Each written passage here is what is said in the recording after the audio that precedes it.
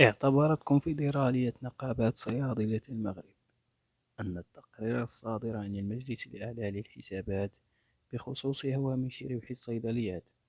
مغرض ولا يمت بصلة للواقع المتردي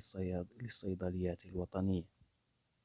وأعلنت كونفدرالية نقابة الصيادلة في بلاغ لها أنها بصدد التنسيق مع جميع المركزيات النقابية للمهنة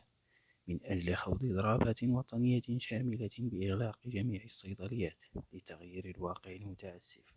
الذي أصبح يهدد استمرار الصيدليات في أداء واجباتها المهنية. وأعربت الكونفدرالية عن رفضها القاطع للمنهجية المغرضة والمتحاملة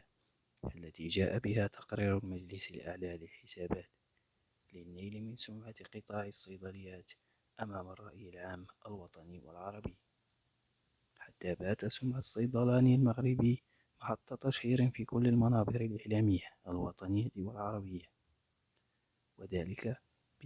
بالتسويق لأرقام وهوامش ربح للصيادلة والتي لا أساس لها من الصحة.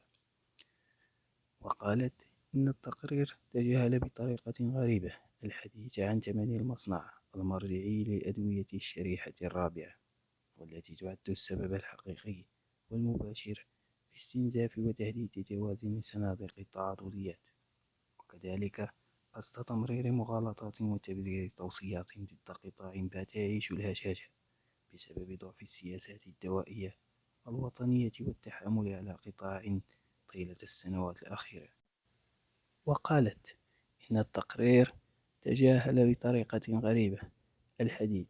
واستنكر الصيادلة السكوت المطبق لوزارة الصحة والحماية الاجتماعية